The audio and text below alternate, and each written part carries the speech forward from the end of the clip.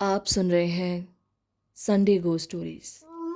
आज हैं कुल 7 कहानियाँ। कहानी नंबर 1। अचानक से मुझे रात को कॉल आता है। अननोन नंबर था। रात के तकरीबन 11:30 बजे की बात थी। मैंने जैसे ही कॉल उठाया तो एक आवाज़ आई। हाय, मुझे ना आपसे हेल्प चाहिए। मुझे समझ नहीं आया कि कौन है इतनी रात को जो मुझे कॉल कर रहा है। मैंने पूछा कि किस तरह की हेल्प चाहिए। तो उस पर्सन ने कहा कि मैं आपके कर्टन के पीछे छुप कर रहता हूँ। क्या आप मुझे वहाँ से बाहर निकलने में हेल्प कर सकती हैं? मुझे लगा शायद कोई मजाक कर रहा है। मैंने गुस्से में क्या बकवास कर रहे हो ऐसा बोल के कॉल कट कर दिया। अब जैसे ही कॉल कट किया, बहुत अजीब सा इंसिडेंट मेरे साथ हुआ। मैं ना टीवी देख रही थी और अचानक से मुझे ऐसा लगा कि जैसे मेरे टीवी के पास से कोई गुजर के गया है। एक परछाई सी है, बिल्कुल तेजी से गुजरी कि जैसे स्पीड उसकी वो जो गली में कुछ छपरी बाइक चलाते हैं ना, उस स्पीड के साथ वो गुजर के गया। मुझे लगा कि शायद सच में यहाँ पर कोई है। वो आदमी सच तो नहीं कह रहा था। मैं उस कमरे में बिल्कुल अकेली थी। मेरे आसपास कोई नहीं था। मेरा डर बढ़ने लगा। मैंने अपनी रूममेट को कॉल किया। अपना मन हल्का करने के लिए उससे बात करने लगी। मैंने उस आदमी के बारे में कोई बात नहीं की, लेकिन मैं अभी भी डरी हुई थी और बार बार उस कर्टन की ओर देखने लगी जो मेरे बेड के बिल्कुल पास में था। वो रेड कलर का कर्टन बार बार हिले जा रहा था और बड़ी तेज़ी से हिल रहा था। मुझे ना घबराहट सी होने लगी। मैं रूममेट से बात तो कर रही थी बट मेरा माइंड ना उसी ओर था, वो डाइवर्ट नहीं हो पा रहा था। फिर रूममेट के पास उसकी एक दोस्त आई, उसने कॉल कट कर दिया। दरअसल आज वो अपने दोस्तों के यहाँ रुकी हुई थी। मैं यहाँ पे अकेली थी। सो मैंने उसे कुछ कहा नहीं, क्योंकि अगर मैं कॉल पे रहती तो उसके दोस्तों को अच्छा नहीं लगता। इसलिए मैंने कॉल कट कर दी। बट अब मुझे समझ नहीं आ रहा था मैं क्या करूं। मुझे ना बहुत ज़्यादा पसीना आने लगा और अचानक लाइट चली गई। जैसे ही लाइट गई, मैं उठी। मैंने उठकर टॉर्च लाइट ऑन की और सामने देखा तो कोई आदमी कर्टन से मुझे देख रहा था। मैं बहुत जोर से चिल्लाई। अगली सुबह मैं बेहोश पड़ी हुई थी। मुझे कुछ याद नहीं क्या हुआ। मैंने अपने रूममेट को सब कुछ बताया। शी सेड कि शायद मुझे वहम हुआ है, पर मुझे पता था कि वो वहम नहीं था, ज़रूर कुछ था। इस तरह की बात ऐसे नहीं हो सकती। और मैं बेहोश कैसे हो गई अगर वो वहम था? मुझे कहीं डरावने सपने तो नहीं आ रहे? मेरे दिमाग में बहुत कुछ चल रहा था। मैंने उसे वहम समझकर टाल दिया। कुछ टाइम ऐसे ही बीता और अचानक ना एक दिन फिर से रूममेट चली जाती है। उसके दोस्त का बर्थडे था। उसने मुझे भी बड़ा इंसिस्ट किया, बट मैं नहीं जाना चाहती थी। मैंने मना कर दिया क्योंकि मैं एक एग्ज़ाम की तैयारी कर रही थी जिसके लिए मुझे दिन रात पढ़ाई करनी पड़ती थी, और अब भी मैं पढ़ाई कर रही थी। मैंने कहा इसके जाने के बाद मैं अच्छे से पढ़ लूँगी, लेकिन तभी अचानक से एक कॉल आई। और वो कॉल वही कॉल थी जो उस दिन आई थी, बट इस बार मैंने कॉल को इग्नोर किया। मुझे नंबर दिमाग में छप गया था। पता नहीं कैसे मुझे वो नंबर याद था। मैं अपना पढ़ाई करने लगी, पर मेरे आंखें बार बार कर्टेन पे जा रही थी। मेरा दिमाग बार बार उसी जगह पर घूम रहा था। ऐसा लग रहा था कि जैसे मुझे कोई देख रहा है, मुझे कोई देख रहा है। दिमाग में बस यही आए जा रहा था।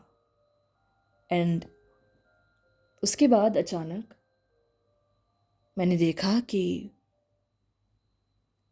कर्टेन एकदम से हट गया। कर्टेन जैसे ही हटा, पीछे बस दरवाज़ा दिख रहा था। कर्टेन के पीछे कोई आदमी नहीं था। बट सवाल ये था कि कर्टेन अपने आप कैसे हट सकता है। सर्दियों के दिन थे, पंखा भी बंद था, दिन कैसे? मुझे बहुत अजीब लग रहा था। दूसरी बार एक फिर से वैसा ही अजीबोगरीब रात का किस्सा मेरे आगे आ गया था। इस बार मुझे चैन नहीं आ रहा था। मेरी धड़कन बढ़ रही थी, कभी कम हो रही थी, कभी बढ़ रही थी। बस ऐसा लग रहा था कि जैसे जैसे मैं अभी अपना दम तोड़ दूंगी। बट तभी अचानक वहां पे एक एक आदमी मुझे दिखाई देता है। वो आदमी मुझे देखकर बड़ी सी आंखें कर लेता है। एंड मैं जैसे उसके करीब गई तो मैंने जाना कि वो वही आदमी था जो उस रात मुझे दिखा था। मैं डरते हुए उससे पूछने की वाली थी कि वो कौन है। उससे पहले ही उसने मेरे सर पर हाथ रखा और अचानक मैं बेहोश हो गई। उसके बाद मुझे अगली सुबह कुछ याद नहीं था कि मैं कैसे बिस्तर पर लेटी हुई थी। मैं तो टीवी के पास खड़ी थी, उस आदमी को देख रही थी। मेरा दिमाग चकराने लगा। मैंने रूममेट को कॉल करके बुलाया, उसे सारी बात बताई और कहा कि इस रूम में पक्का कोई गड़बड़ है, कुछ है यहाँ पे, कुछ अजीब है। मुझे मुझे मुझे नहीं पता। तुम ऑनर से बात करो, तुम कुछ भी करो, लेकिन प्लीज़ मेरी मदद करो। जैसे ही मैंने रूममेट से ऐसा कहा तो उसने ऑनर को कॉल लगाया, लेकिन उसने खुद बात नहीं की, उसने मेरी बात करवाई। बिकॉज रूममेट को लगता कि अगर वो खुद बात करेगी तो ऑनर उसे पागल समझेगी। मुझे भी ये ठीक लगा कि मुझे बात करनी चाहिए। मैंने जैसे ही बात की, ऑनर को सारी बात बताई, देन उसने कहा कि अगर तुम्हें ऐसा लग रहा है कुछ, तो हो सकता है तुम सही होगी। तुम अगर इस महीने पीजी में रह सकती हो ठीक है, वरना चली जाओ। मुझे यकीन नहीं हो रहा था कि ऑनर ने ये बात कही। रूममेट को भी अजीब लगा। इतनी जल्दी ऑनर कैसे मान गए? मतलब यहाँ सच में कुछ है क्या? जैसे ही इतना पूछना चाहा, फ़ोन कट हो गया। हमें बहुत अजीब लगा। उसके बाद हम लोगों ने उस जगह को छोड़ दिया। दोनों ही छोड़ कर चले गए थे, क्योंकि मेरी रूममेट भी घबरा गई थी कि अगर ऑनर इस तरह से उसका बर्ताव है कि छोड़ दो, मतलब पक्का कुछ है, ऐसे थोड़ी कोई मान जाता है। उसने कहा भी नहीं कुछ, मतलब बोलता ना कोई कि तुम कैसी बात कर रहे हो, ऐसा थोड़ी होता है। बट फिर भी उसने कुछ नहीं कहा और उसने पैसे भी वापस कर दिए थे। उसके बाद जब भी हम कभी कोई भी फ्लैट लेना हो या फिर किसी भी जगह पर हमने रुकना हो, चाहे एक रात के लिए, हम लोग हमेशा जांच करके ही लेते हैं। Because sometimes you don't know कि वहाँ पे क्या हो सकता है। हमें नहीं पता कि वो क्या था। वो आदमी असली में आदमी ही था या फिर कोई भूत भी हो सकता है। बट जो भी था, ऑनर का बिहेवियर और सब हमें साफ बता रहा था कि ये जगह हमारे लिए सेफ नहीं है। दूसरी कहानी। बहुत ज़्यादा तेज़ बारिश थी। करण अकेला अपने घर पर टीवी देख रहा था। टीवी की आवाज़ मध्यम थी, और बारिश की आवाज़ सुनते हुए करण कहीं खोया हुआ था। तभी अचानक उसकी खिड़की पर टैप हुआ।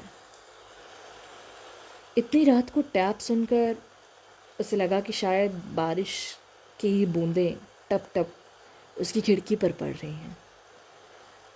बट जैसे ही वो टैप बढ़ने लगा तो उसे लगा कि शायद वहाँ पर कोई है, कोई जीव जंतु या कोई इंसान। वो उठकर उस खिड़की की ओर गया। धीमे से देखा तो वहाँ पर एक बिल्ली थी। उसने उस बिल्ली को भगाया और वापस आकर बैठ गया। फिर टीवी बंद किया और कमरे में जाकर लेट जाता है। तभी अचानक उसे एक बहुत ही भयानक आवाज़ आती है, जैसे ना कोई उसके कमरे के अंदर घुस गया। बड़ी तेज़ आवाज़। यह आवाज़ बारिश की तो थी नहीं। उसने उठकर देखा तो बिल्ली अंदर आ गई थी। उसने कहा, ये बिल्ली को तो मैंने अभी भगाया था और कमरे का कोई दरवाज़ा खिड़की भी खुला नहीं है कि वो अंदर आ जाए। उसने उस बिल्ली को उठाया और उठाकर बाहर निकाल दिया और फिर दरवाज़ा बंद करके अंदर आया और जाकर फिर लेट गया। तभी अचानक कुछ रात के 1 बजे बारिश की बूंदें अभी भी गिर रही थी।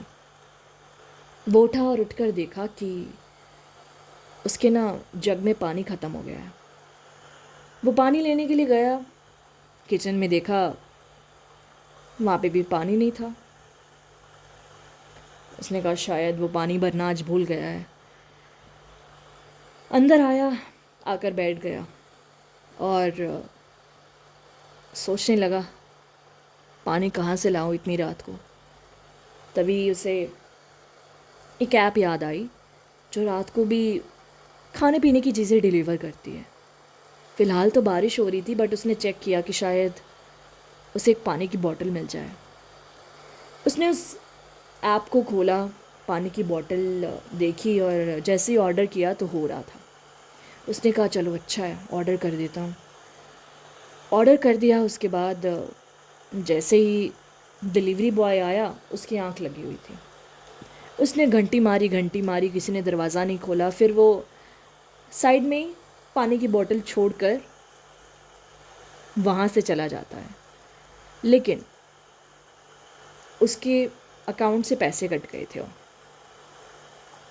उसके बाद जैसे ही उसे इन्फो मिली तो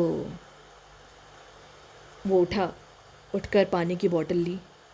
अकाउंट से पैसे तो कट ही गए थे, ऑटोमेटिक कर रखा था उसने, जिसकी वजह से उस ऐप में ना फैसिलिटी थी कि आप चाहो तो ऐसे कर सकते हो। उसने करा हुआ था, हो गया। जैसे ही प्यास बुझी उसके बाद वो सो गया। लेकिन फिर अचानक से उसे एक आवाज़ आई, बड़ी तेज़ आवाज़, जैसे कोई नीचे गिरा हो। शायद बिजली की आवाज़ हो सकती है, लेकिन बाहर तो ऐसा कुछ लगा नहीं उसे। फिर वो उठा और उठकर बाहर आ गया थोड़ी देर और फिर खिड़की के पास बैठ गया। बैठा ही था कि अचानक उसे ना ऐसा लगा कि जैसे उसके ना रूम के पास कोई खड़ा हुआ है। खिड़की से देखते हुए उसकी एक आंख खिड़की पे थी, दूसरी आंख रूम के सामने जो उसका रूम था वो लेफ़्ट साइड पे था, खिड़की राइट साइड पे थी और खिड़की थोड़ी सी पीछे आती थी रूम के। तो वहाँ से सामने वो देख रहा था कि रूम के पास कोई खड़ा हुआ उसे झांक रहा है। वो घबरा गया। उसने साइड में डंडा पड़ा था एक लिया और वो मारने के लिए भागा। जैसे ही वहाँ तक पहुँचा तो अचानक पता नहीं कैसे गायब हो गया जो भी था वो। उसने कहा ये कैसे हो सकता है। उसे लगा शायद उसका वहम है। उसने अपना दिमाग थोड़ा हिलाया कि मुझे सो जाना चाहिए, नींद पूरी नहीं हुई है तो अजीब अजीब ख्याल से आ रहे हैं। वो सोने के लिए जाने ही वाला था कि उसने देखा उसके ना कमरे के अंदर किसी के पैरों के निशान हैं जो उसकी चप्पल से तो मैच नहीं करते थे। मतलब उसकी चप्पल के निशान और उन पैरों के निशान बहुत अलग थे। उसने कहा ये मेरे निशान तो है नहीं, इसका मतलब सच में तो यहाँ पे कोई नहीं है। उसने फटाफट हाथ में डंडा लिया और कमरे में धीरे से आगे बढ़ा। जैसे ही बढ़ा बढ़ा बढ़ा उसने देखा कि सामने ना एक खून से लथपथ आदमी खड़ा हुआ था। टप टप खून गिर रहा है उसके पूरी बॉडी से, ज़ख्मी है। वाइट कलर की शर्ट पहनी हुई है उसने, काले रंग की पैंट है और खून गिरे जा रहा है गिरे जा रहा है। तो पूरा फर्श उसने गंदा कर दिया था खून से। वो ज़ोर से चिल्लाता है कि तुम कौन हो, यहाँ पे क्या कर रहे हो, कैसे घुसे, मेरा तो दरवाज़ा बंद था, तुम कौन हो। वो आदमी ना बहुत ज़्यादा पैनिक हो गया था, तो वो उसे बोले जा रहा है। तभी अचानक वो आदमी जो खून से लथपथ था वो उसकी ओर आगे बढ़ता है। वो बढ़ता है और जो डंडा पकड़े हुए दूसरा आदमी था वो पीछे हो रहा था। जैसे ही वो पीछे हो रहा था वो खून वाला आदमी आगे बढ़ रहा था। तभी अचानक उसने फटाफट दरवाज़ा बंद किया और पुलिस को फ़ोन कर दिया। अब जैसे ही पुलिस वहाँ पर आई,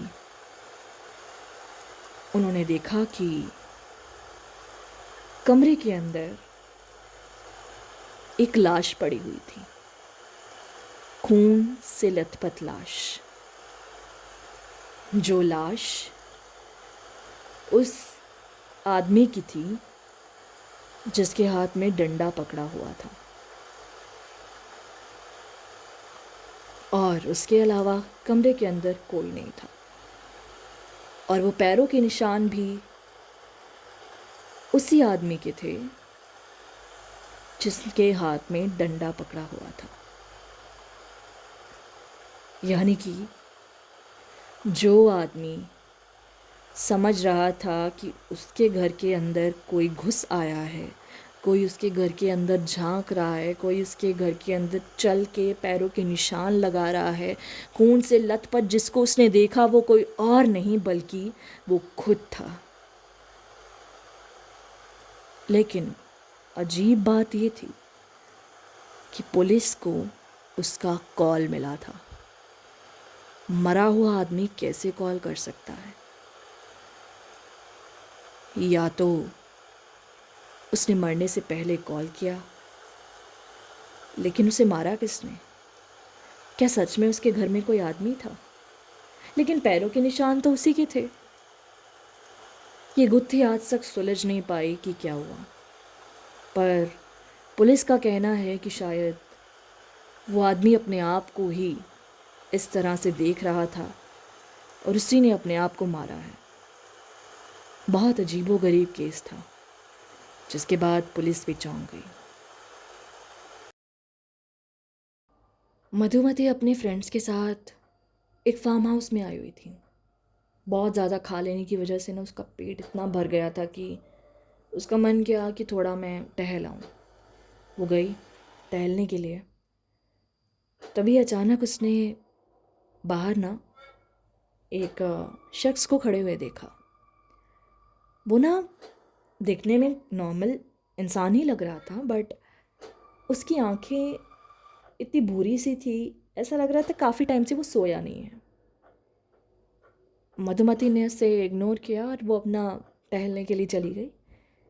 फार्म हाउस के आसपास बिल्कुल सन्नाटा था और कोई घर वगैरह भी नहीं था, कोई इतना टेंशन वाली बात नहीं थी, बिल्कुल सेफ था वो जगह।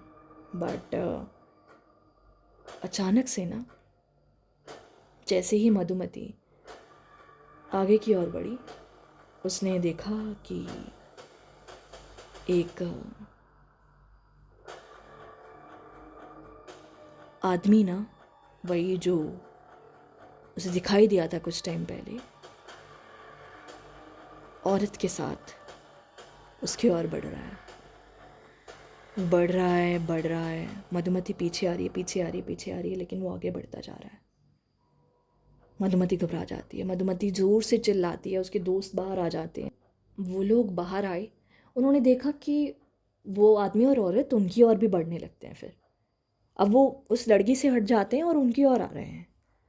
वो ना ऐसा लग रहा था कि बड़े थके हुए हैं, एक काइंड ऑफ ना जैसे जॉम्बीज चलते हैं ना, उस तरह से चल रहे थे। उनका शरीर ऐसे कमज़ोर पड़ा हुआ था। वो लोग घबरा जाते हैं और फटाफट वो लड़की भागते हुए उनके पास आ जाती है और वो लोग ना सब अंदर चले जाते हैं और दरवाज़ा बंद कर देते हैं। एंड सडनली दरवाज़ा खटकता है, बहुत ज़ोर से दरवाज़ा खटखटाए जा रहे हैं, खटखटाए जा रहे हैं। वो लोग टिक ही नहीं रहे हैं। तो उन्होंने क्या किया, उनके पास ना एक कैंडल थी। उन्होंने उस कैंडल को लिया और उन्हें दिखाने लगे कि अगर तुम लोग हमारे पास आए ना तो हम लोग ये कैंडल तुम्हारी ओर फेंक देंगे। उन्होंने खिड़की से इशारा करते हुए कहा, दूसरी ओर को खिड़की थी दरवाजे से दूर थोड़ी सी, वहाँ से उन्होंने जवाब दिया। तो जैसे ही उन लोगों ने कैंडल देखी वो वहाँ से दूर हो गए। तो उन्हें समझ आ गया था कि शायद ये कैंडल से डरते हैं। अब उसके बाद उन्हें समझ नहीं आ रहा था कि ये माजरा क्या है। वो लोग काफ़ी घबरा जाते हैं। वो लड़की भी फार्म हाउस में पहली बार ही रुकी थी अपने दोस्तों के साथ, क्योंकि काफ़ी टाइम हो गया था। उसके फादर ही ये फार्म हाउस यूज़ करते थे, मतलब जिस दोस्त का ये फार्म हाउस था उसकी बात कर रही हूँ। तो किसी को नहीं पता था फार्म हाउस के बारे में ज़्यादा। सो उसके बाद ना वो लोग फादर को फ़ोन करते हैं उसके दोस्त के। तो वो बताते हैं कि इस तरह से अगर तुम्हें कोई दिखाई देना तो उनके आगे तुम कभी मत जाना, और रात में तो कभी नहीं। और अगर वो तुम्हारे पीछे आते हैं तो अपने पास लाइटर रखो या कोई भी आग वाली चीज़ रखो। उन्होंने पूछा, यार ऐसा क्यों, ये क्या चक्कर है, मतलब पूछो अपने फादर से। तो जैसे ही उसने पूछा, उन्होंने कहा कि एक्चुअली चक्कर ये है कि काफ़ी टाइम पहले फार्म हाउस के पास में किसी की डेथ हो गई थी।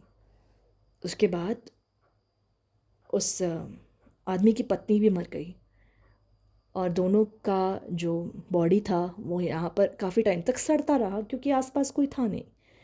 तो लोगों का ये कहना है कि यहाँ पर उनकी लाशें जो हैं सड़ी हुई, गली हुई, वो घूमती हैं। उनकी लाशें मिली नहीं किसी को, बाद में सड़ गल गई थी तो वो स्मेल करने लगी, बट वो किसी को मिली नहीं कहाँ है अब तक। तो लोग कहते हैं कि शायद अभी भी वो लोग यहाँ पे घूमते हैं, क्योंकि उनकी लाशें अब तक जली नहीं हैं। अब ये कितना सच था या नहीं, अब ये तो वो देख ही रहे थे रात में। तो उन्होंने कहा, अच्छा ऐसा है तो पक्का वो हमें कुछ नहीं कहेंगे ना, हम कैंडल्स जला के रखते हैं। कहा हाँ। तो उस रात उन्होंने सब ने कैंडल्स साइड में रखी अपने और वो बैठे रहे। उसके बाद अगली सुबह होते ही वो लोग वहाँ से ही हाथ में ऐसे ही लाइटर्स या कैंडल्स पकड़े निकल गए और अपने घर पहुँच गए, लेकिन दोबारा वो कभी उस फार्म हाउस की ओर नहीं गए। So this real incident happened with one of my listener, जिसने मुझे बहुत टाइम पहले इंसिडेंट सुनाया था। चौथी कहानी, ये आज की आखिरी कहानी होगी। अगली 3 कहानियाँ अगले संडे मिलेंगी। कुछ लोगों को ना पानी से बड़ा प्यार होता है, समुद्र पे रहना बहुत पसंद आता है, लेकिन ये किस्सा शायद उन्हें समुद्र से दूरी भी बनवा सकता है। इसकी शुरुआत एक आर्टिस्ट के साथ होती है जिसे ड्राइंग करना बहुत पसंद था, और वो ना एक बीच के पास जाकर ड्राइंग किया करता था, स्पेशली रात के समय सॉन्ग्स लगाकर। अलग ही नज़ारा आता है। साथ में अपने एक टॉर्च लाइट रखता और चित्रकारियाँ करता। उसकी सुबह जॉब होती थी और रात को वो फ्री होता था, तो अपनी आर्टिस्ट गिरी दिखाते हुए आता था। खैर, वो आदमी जैसे ही उस बीच के पास पहुंचा, उस रात ना बारिश बहुत ज़्यादा हो रही थी और लेट भी हो गया था, 2 बज गए थे रात के। आदमी ना आज बारिश की वजह से ड्राइंग तो कर नहीं पा रहा था, ऐसे ही बीच के पास जाकर बैठ गया। तभी ना एक लड़की आई और दिखने में तो काफ़ी खूबसूरत थी, वो सूट पहना हुआ था। उसके पास आकर बैठी और रोने लगी। आदमी ने पहले तो कुछ नहीं कहा, फिर पूछा, बहन जी क्या हुआ, आप इस तरह से रो क्यों रही हैं, कोई कोई बात है क्या? तो वो लड़की फिर रोने लगी ऊँची ऊँची। आदमी ने कहा, ठीक है, शायद आपको मेरा बहन जी कहना पसंद नहीं आया, मतलब ठीक है, मुझे पता आप बहुत सुंदर हैं, मैं नहीं कहूँगा, लेकिन बात क्या है? एक्चुअली वो उन्हें अच्छा फील कराने के लिए ये सब बोल रहे थे। तो वो औरत ये सुनकर थोड़ा मुस्कुराती है और कहती है कि अभी भी रो रही थी, लेकिन थोड़ी मुस्कुराहट भी थी उसके चेहरे पर। आदमी को ये देखकर बड़ा अच्छा लगा, चलो मेरे बोलने से मुस्कुराहट तो आई उसके चेहरे पर। उसने पूछा, क्या हुआ बताइए ना। तो उसने कहा, मेरा बॉयफ्रेंड मुझे छोड़कर चला गया, मैं बहुत दुखी हूँ, मैं ना अपनी लाइफ में कुछ कर नहीं पा रही हूँ, मैं बहुत दुखी हूँ। इस तरह से वो बात करने लगी। घंटों बात करते रहे वो लोग। तभी अचानक ना उस आदमी को ना दिमाग, पता नहीं, शायद थक चुका था वो, तो चक्कर आ जाता उसे, वो वहीं गिर जाता। और अगली सुबह जब उठा, देखा सुबह के 7 बज रहे थे, वो वहीं पर था, आसपास अभी भी कोई आया नहीं था। आवाजाही थी थोड़ी बहुत, तो वो बीच के पास से उठा और उठकर अपना घर गया, नहाया धोया, जॉब के लिए चला गया। फिर अगली रात वो 12 बजे जल्दी निकल गया, बीच के पास बैठा चित्रकारी कर रहा था। तभी अचानक उसे उस लड़की की याद आई। उसने कहा, आज वो दिखी नहीं, शायद वो कल परेशान थी इसलिए आई थी। फिर भी उसने इंतज़ार किया थोड़ी देर, शायद वो आए। उससे पूछना चाहता था कि वो ठीक है या नहीं। उसे चिंता थी, न जाने क्यों उसे खिंचाव सा महसूस हो रहा था उसकी ओर, लेकिन वो पूछ नहीं पा रहा था, जान नहीं पा रहा था, क्योंकि पता ही नहीं कौन है वो लड़की। तो काफ़ी टाइम इंतज़ार करने के बाद 2 बजे उसने अपनी चित्रकारी सी ख़त्म की। उस लड़की का चित्र बनाया था उसने, जो आधा अधूरा था। वो बना के ना वो जाने ही वाला था कि वो लड़की उसके सामने आई और बोली, अरे चित्र पूरा तो कर लो, मैं आ गई हूँ। जैसे उसने आवाज़ सुनी, वो पीछे मुड़कर देखता है, वही लड़की उसके सामने खड़ी थी। उसने कहा, अरे तुमने चित्र देख लिया? बोली, हाँ मुझे सब पता है, आओ बैठो। तो दोनों बीच के पास बैठकर बातें करते हैं घंटों। फिर सुबह के अचानक जैसे ही 3 बजे उसे चक्कर आने लगा और वो बेहोश हो गया। अब ना 2-3 दिन जैसे ही ऐसा होता है तो वो थोड़ा अजीब फील करने लगता है। उसकी बॉडी पूरी कमज़ोर हो रही थी, समझ नहीं आ रहा था क्या हो रहा है। उसे ऐसा लग रहा था कि ना कुछ गड़बड़ है। मैं बीच के पास जाता हूँ, लड़की से बात करते करते ही सो जाता हूँ, या क्या हो जाता है, चक्कर आ जाते हैं मुझे, क्या हो रहा है मेरे साथ। तो उसने ना अपने दोस्त से बात करनी चाहिए इस बारे में, जो उसके साथ काम करता था, कलीग था उसका। उसने कलीग को सारी बात बताई कि यार ऐसे ऐसे करके इंसिडेंट होते हैं मेरे साथ। उसने कहा, चल आज मैं तेरे साथ चलता हूँ। अब वो जैसे ही उस लड़के के साथ गया तो उसने देखा कि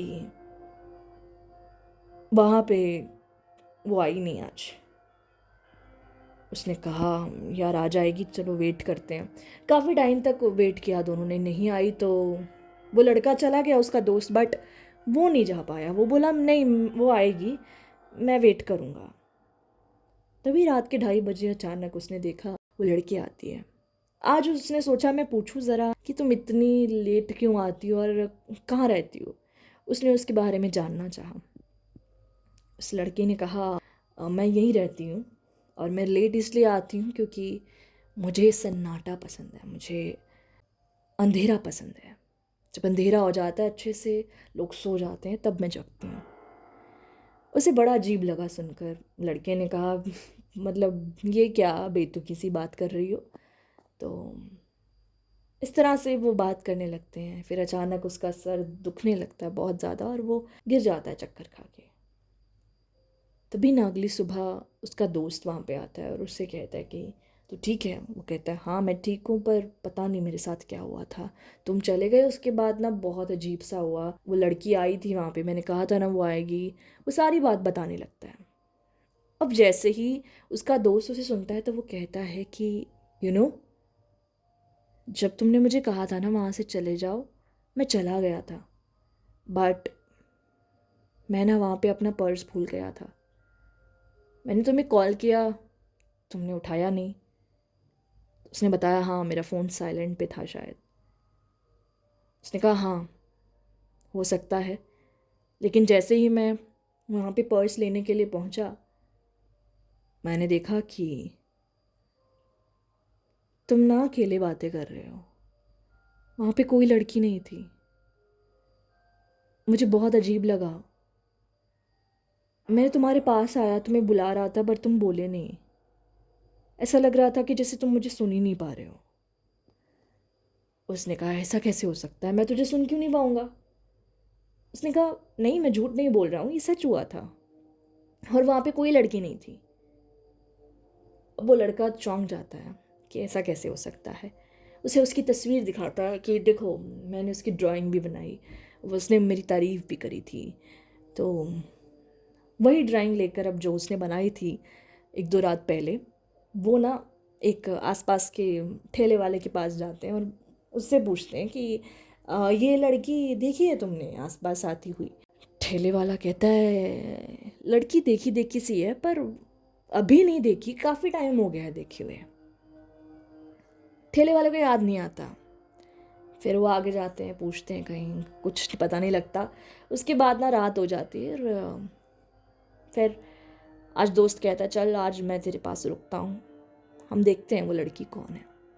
दोनों रुके, बट अचानक ना उसके दोस्त को चक्कर आ जाते हैं और वो लड़का देखता है कि मेरे दोस्त को चक्कर आ गए। तभी लड़की आती है, वो उसे कहते थे दोस्त को चक्कर आ गए मेरे, मैं ना इसे लेके जाता हूँ, तो तुमसे आज मैं मिल नहीं पाऊँगा। तभी वो लड़की रोने लगती है, बड़ी ज़ोर से रोती है। लड़का बोलते क्या हुआ क्या हुआ। वो बोलती है कि तुम नहीं जाओगे छोड़ के मुझे, तुम यहीं बैठोगे, तुम्हारे दोस्त को कुछ नहीं होगा, वो सो गया है, उसे नींद आ रही है, तुम मुझसे बात करो। वो ज़बरदस्ती उसे कहने लगती है। लड़का कुछ समझ नहीं पाता, उसे ऐसा लगता है ना वो उसकी ओर खिंच रहा था बिल्कुल। वो उसकी बातों में आ जाता है और उससे बातें करने लगता है और तभी अचानक फिर उसको चक्कर आने लगते हैं और वो भी बेहोश हो जाता है वहाँ पे। अगली सुबह जब होश आता है उन्हें, तो कुछ लोग खड़े होते हैं, देख रहे होते हैं। दो लोग ये लेटे हुए हैं, अच्छे घर के लग रहे हैं। उठाते हैं, बोलते हैं भाई क्या कर रहे हो यहाँ पे, क्या है ये सब। तो लड़का बताता है कि लड़की इस तरह से आती है और ये सब है। तो उसका जो कलीग दोस्त था वो बताता है कि पता नहीं कल रात मुझे भी क्या हो गया था, अचानक मैं बेहोश हो गया और मुझे ऐसा लगता है कि ये चक्कर कुछ लड़की का ही है। वो लड़की सही नहीं है, रात को कौन आता है ऐसी जगह पर, वो भी पता है जब सेफ़ नहीं है। ज़रूर कुछ है, आप लोग हमारी मदद कर सकते हो। तो एक लड़का खड़ा था बीच में, उसने बोला अच्छा दिखाओ मुझे, तस्वीर दिखाओ कौन है। तो उसे याद आया हाँ कि ड्राइंग बनाई थी उसने, वही दिखाता हूँ। उसने ड्राइंग दिखाई तो बोला अरे पागल हो गए हो क्या। उन्होंने पूछा क्या हुआ। उसने कहा ये लड़की तो एग्जिस्ट ही नहीं करती है, इसकी तो डेथ हो चुकी है। उसने कहा ऐसे कैसे हो सकता है। उसने बताया कि ये बाजू वाले इधर गली है, उधर पीजी में रहती थी, वहाँ पे इसका एक बॉयफ्रेंड था, मिलने आता था कई बार इससे, लेकिन अचानक एक दिन वो नहीं आया, फ़ोन कॉल्स किए, ब्लॉक कर दिया सब। उसके बाद ये बहुत अपसेट रहती थी और कई बार मैंने भी इसे बीच के पास देखा है। और तुम्हें पता है कुछ लोगों ने ये भी दावा किया है कि उन्होंने भी इस तरह से जैसे तुम लोग बोल रहे हो, रात को यही लड़की आके इससे उनसे बातें करती है, पर ये नहीं है, ये मर चुकी है। उन्होंने पूछा मौत कैसे हुई, तो बताया कि अचानक एक दिन रात के समय वो बहुत ज़्यादा डिप्रेस्ड फील कर रही थी, पानी में कूदकर अपनी जान दे दी। और लोगों का कहना है कि वो जिस टाइम उसकी डेथ हुई थी उसी टाइम पर रात को उन्हें दिखाई देती है। बहुत से लोगों ने इसे देखा है और शायद तुम भी इसके शिकार हो गए हो। अब उसके बाद ना वो लोग बहुत घबरा जाते हैं एंड उसका कलीग दोस्त जो था वो उसे दोबारा वहाँ जाने नहीं देता। बट अटैचमेंट से जैसे होता है एक क्या हो गया मेरे साथ, वो फीलिंग आ रही थी उसके मन में बार बार। तो एक रात ना वो ज़बरदस्ती मन मार के चला जाता है ये जानने के लिए कि उस लड़की ने उसके साथ ऐसा क्यों किया। हाथ में पेंटिंग पकड़े हुए वो जैसे उसके पास पहुंचा, अचानक वो लड़की आई और उसने जैसे ही अपने सवाल उसके आगे दागे ही थे कि लड़की रोते हुए गुस्से में आकर उसे पानी में धकेल देती है। और अगले दिन उस लड़के के साथ वो पेंटिंग पानी में तैरती हुई मिली। लड़का मर चुका था। जिसका डर था वही कलीग दोस्त ने देख लिया था। This is a real incident जो एक बीच पर होता है मुंबई के। अभी कितनी घटना सच है कितनी नहीं ये तो मुंबई जाकर ही पता कर सकते हैं। और ऐसी कहानियों के लिए रियल हॉरर हिंदी सुनते रहिए।